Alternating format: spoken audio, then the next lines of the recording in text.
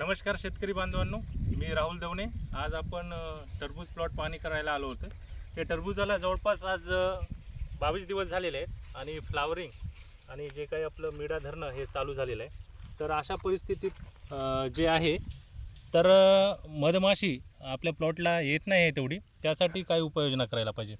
तर आपण समजा मार्केटमधून जे काही गूळ म्हणतो गूळ घ्यायचा 100 ग्राम आणि एक 10-15 विलायच्या त्या आपल्याला उकळून घेऊन असे जे आपण बघत आहेत एक डस्टर घ्यायचा आणि गुळाचं पाणी त्याच्यामध्ये टाकून समजा हे असं डस्टर भिजून घ्यायचं आणि हे आपल्या प्रत्येक प्लॉटमध्ये ठेवायचं। यामुळं का होईल, जे विलायचीच्या वासानं मधमाशा अट्रॅक्ट होतात, हे आपण घरच्या घरी उपाययोजना करू शकतो।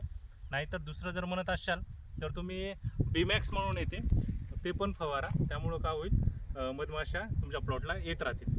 आणि दुसरं म्हणजे आत्ताची आवश्यकता म्हणजे कॅल्शियम, चिलेटेड कॅल्शियम किंवा बोरॉन जर भेटलं स्प्रेमधून तर ते घ्या। आणि जेव्हा 70% फ्लावरिंग लागत असेल आपल्या टरबूजला, त्यावेळेस खालून कॅल्शियम नायट्रेट आणि बोरॉन एकरी कॅल्शियम नायट्रेट 3 किलो आणि बोरॉन अर्धा किलो अशा पद्धतीनं तुम्ही द्या। धन्यवाद।